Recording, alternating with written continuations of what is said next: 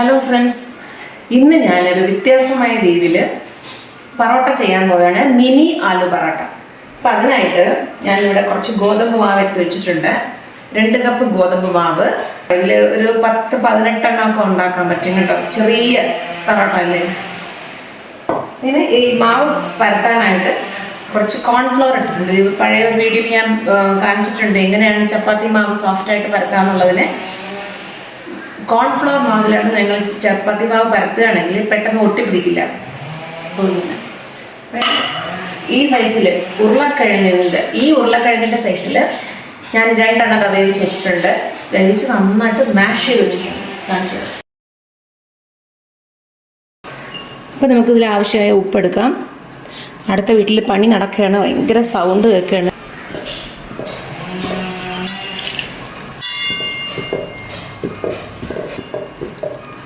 സാധാരണ ചപ്പാത്തി മാവ് കുഴയ്ക്കുന്ന പോലെ കുഴയ്ക്കാം. ചിലപ്പോൾ ചൂടുവെള്ളം ഒഴിച്ച് ഞാൻ കുഴയ്ക്കാറുണ്ട്. ഇപ്പോൾ ഞാൻ പച്ചവെള്ളം തന്നെയാണ് എടുത്തത്. മാവ് നന്നായിട്ട് കുഴച്ച് റെഡിയാക്കിയിട്ടുണ്ട്. നമുക്കിത് അടച്ചു വയ്ക്കാം.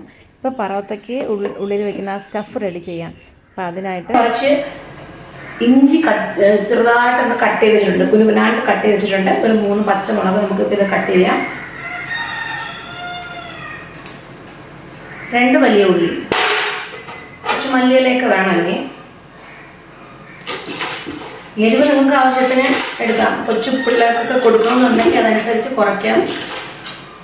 ആവശ്യത്തിന് കൂട്ടണം, അങ്ങനെയൊക്കെ ചെയ്യാം കേട്ടോ. ഞാനിവിടെ 3 എണ്ണമാണ് എടുത്തിട്ടുള്ളത്.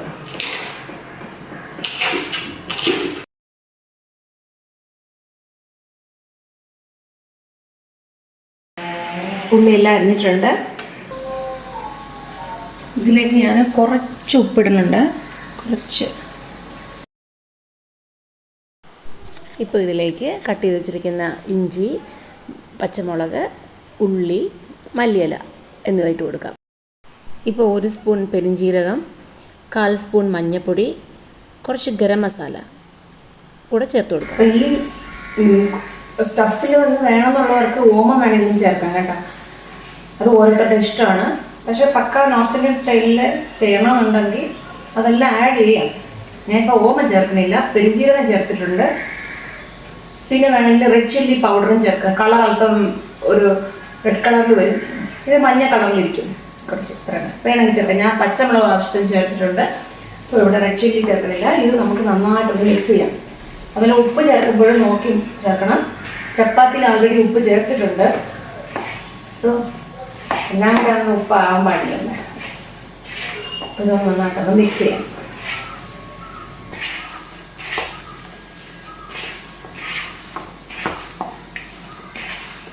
സോ അങ്ങനെ നമ്മുടെ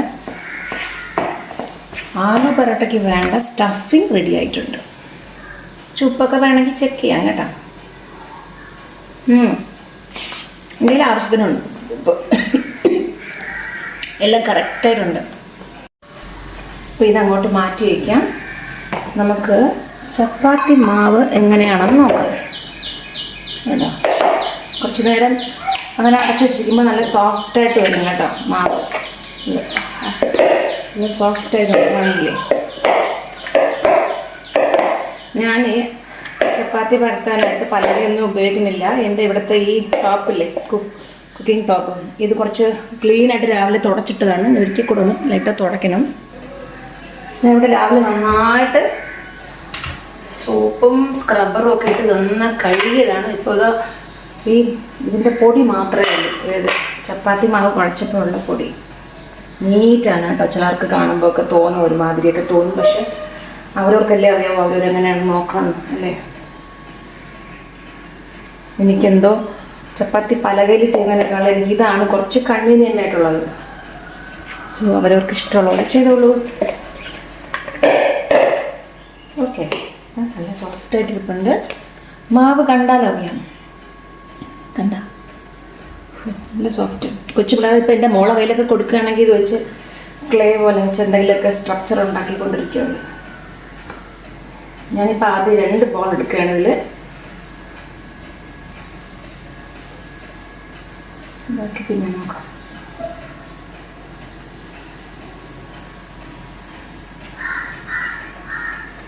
ഇതാ അടച്ചു വയ്ക്കണം, എപ്പോഴും അടച്ചു വയ്ക്കണം, അല്ലെങ്കിൽ ഡ്രൈ ആവാൻ ചാൻസ് ഉണ്ട്.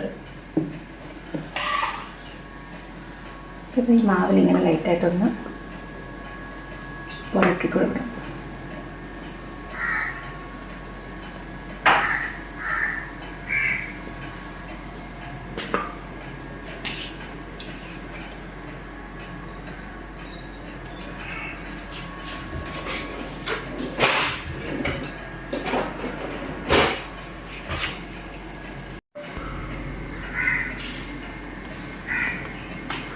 നമുക്കെല്ലാം ഓരോന്നായിട്ട് പരത്തിയെടുക്കാം. കൂടുതലങ്ങ് സോഫ്റ്റായിട്ട് പരത്തേണ്ട ആവശ്യമില്ല. സാധാരണ ചപ്പാത്തിക്ക് പരത്തും പോലെ തിക്നെസ് കുറച്ചൊന്നും അങ്ങനെ പരത്തേണ്ട ആവശ്യമില്ല. കുറച്ച് കട്ടിയോടെ ഇരുന്നാൽ മതി. ഓക്കെ, ഒന്ന് പരത്തി ഇതുപോലെ ചൂടാണ്, വേർത്തൊഴുകുന്നു.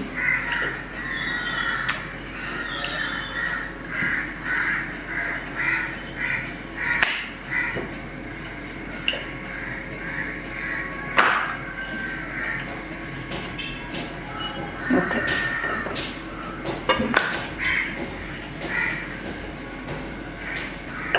സ്ട്രക്ചറൊന്നും അങ്ങനെ കറക്റ്റായിട്ട് വന്നിട്ടില്ല, റൗണ്ടായിട്ട്. നമുക്ക് വെക്കാം. ഇപ്പം നമുക്കിതിൽ കുറച്ച് സ്റ്റഫിങ് വെച്ച് കൊടുക്കാം.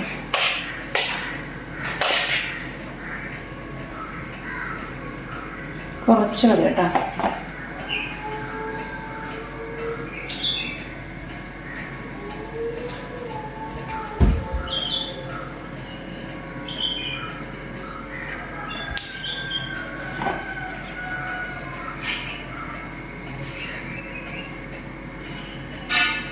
എല്ലാ ഭാഗത്തും സ്റ്റഫിങ് ഉള്ളതുപോലെ നോക്കണം, അത്ര തന്നെ.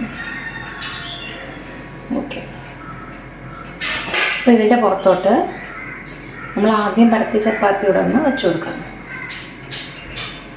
ചെറുതായിട്ട്. ഓക്കെ, കുഴപ്പമില്ല.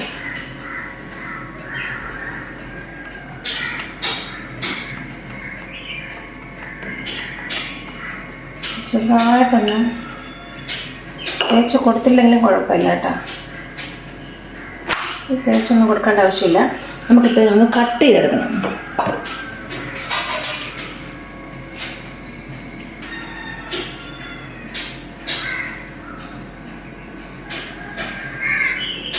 അപ്പോൾ ഇത് ഓരോരോ ഇങ്ങനെ റിബൺ പോലെ ഇങ്ങനെ കട്ട് ചെയ്യുമ്പോൾ നമുക്ക് അതിൽ നിന്ന്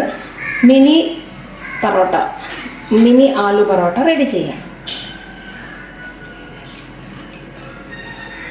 പൊട്ടറ്റോ ഒന്ന് നന്നായിട്ടൊന്ന് മാഷ് ചെയ്യണം കേട്ടോ. ഇത് എനിക്ക് ചിലത് കുറച്ച് ഇടയ്ക്കിടയ്ക്ക് ഇങ്ങനെ പൊങ്ങി നിൽക്കുകയാണ്. അപ്പോൾ നമുക്ക് അടുത്തത് പരത്താൻ കുറച്ച് പ്രയാസമായിരിക്കും. ഓക്കെ, ഇതിൽ സ്റ്റഫില്ലേ, നമുക്ക് അടുത്ത ചപ്പാത്തി പരത്തുമ്പോൾ അതിൻ്റെ കൂടെ വെച്ച് കൊടുക്കാം. അപ്പോൾ ഇതിന് നമ്മൾ എന്ത് ചെയ്യുന്നത് വെച്ചാൽ ഓരോന്നും ഓരോ റോളായിട്ട് ഇങ്ങനെ എടുക്കണം. കണ്ട, ഇങ്ങനെ വയ്ക്കണം. ഓക്കെ, മിനി പൊറോട്ടയാണ്. ഇത് ചെറുതായിട്ട് തന്നെ ഇരിക്കുള്ളൂ.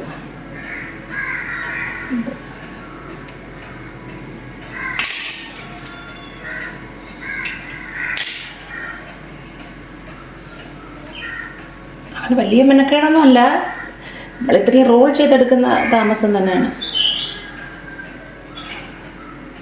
ഓക്കെ, അപ്പോൾ ഇങ്ങനെ പെട്ടെന്ന് ചെയ്തെടുക്കാം. അപ്പോൾ എനിക്കിത് ഇവിടുന്ന് ഒന്നിൽ തന്നെ 6 പീസ് എടുക്കാൻ പറ്റിയിട്ടുണ്ട്. 2 ചപ്പാത്തി ഉണ്ടാക്കിയിട്ട് അതിനിങ്ങനെ സ്റ്റഫൊക്കെ വയ്ക്കുമ്പോൾ അതിൽ നിന്ന് 6 മിനി ആലു പൊറോട്ട റെഡിയാവും.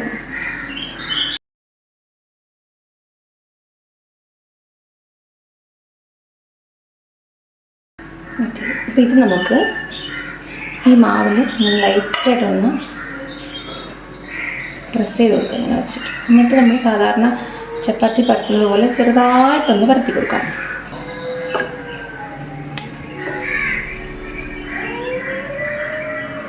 ഇത്ര തന്നെ കേട്ടോ. കൂടുതലായാൽ അതിൻ്റെ സ്റ്റഫിങ് ഒക്കെ പുറത്ത് വരും.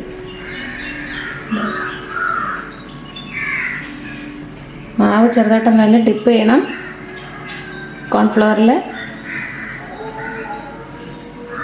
നിങ്ങൾക്ക് കോൺഫ്ലവറോ അല്ലെങ്കിൽ മൈദാമാവ് യൂസ് ചെയ്യുന്നവരാണെങ്കിൽ മൈദാമാവ് എടുക്കാം. ചപ്പാത്തിക്ക് മാവ് ഇങ്ങനെ പരത്തുമ്പോൾ കോൺഫ്ലവർ അല്ലെങ്കിൽ മൈദയാണ് നല്ലത്, ഗോതമ്പ് മാവിനേക്കാളും.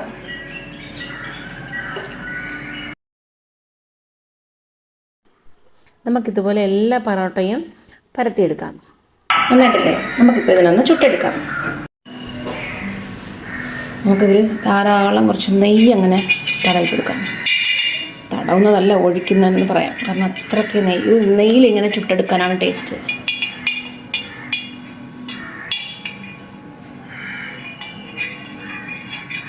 ആലു പറാത്തയ്ക്ക് സൈഡ് ഡിഷിനൊന്നും വേണ്ട, വെറുതെ ഒരു കട്ട തൈരോ അല്ലെങ്കിൽ എല്ലാ ബട്ടറോ അങ്ങനെയൊക്കെ മതിയാവും. പിന്നെ ബട്ടറിൻ്റെ ആവശ്യമില്ല, കാരണം ഞാനിവിടെ കൂടുതലും നെയ്യിലാണിതാ ചെയ്യാൻ പോണത്. ഇപ്പോൾ ഓരോന്നായിട്ടിട്ട് കൊടുക്കാം.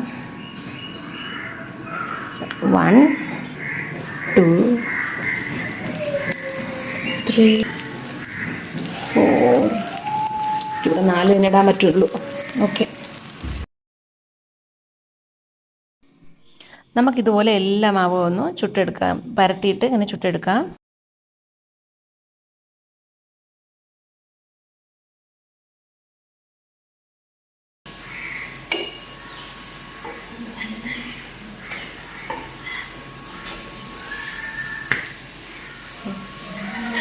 ഇങ്ങനെയൊക്കെ തെറിക്കാൻ നോക്കിയുള്ളൂ, നെയ്യ് തെറിച്ച് കഴിഞ്ഞാൽ ഉള്ളിൽ പോകും.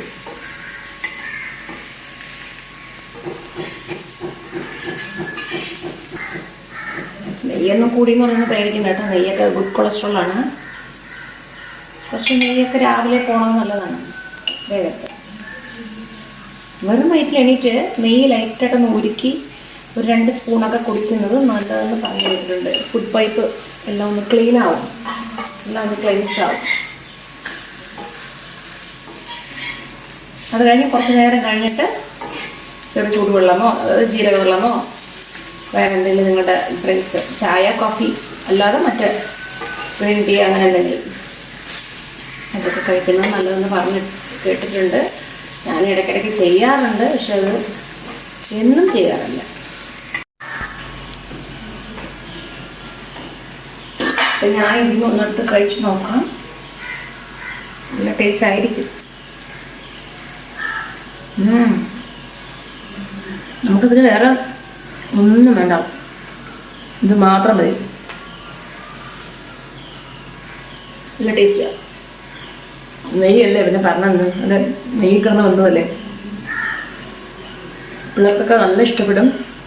ഇതുപോലെ ഒന്ന് ചെയ്ത് തുടങ്ങണം.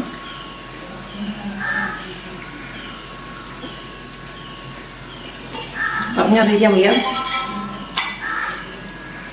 എളുപ്പമാണ്. ഇതേ രീതി ചെയ്യുകയാണെങ്കിൽ നമുക്ക് പെട്ടെന്ന് ആലു പൊറോട്ട ചെയ്തെടുക്കാം. മിനി ആലു പൊറോട്ട വലിയ പ്രയാസമുള്ള പരിപാടിയല്ല. ഒരു 3 എണ്ണം കഴിച്ചാൽ മതിയാവും, വയറ് ഫുള്ളാവും.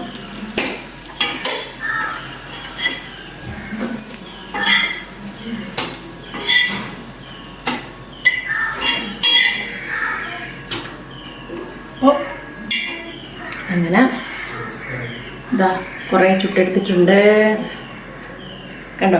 അപ്പം ഇതുപോലെ നിങ്ങൾ എല്ലാവർക്കും ഒന്ന് ചെയ്തു കൊടുക്കും, നിങ്ങളെ കുട്ടികൾക്കും വീട്ടിലും എല്ലാവർക്കും ഒന്ന് ചെയ്തു കൊടുക്കും.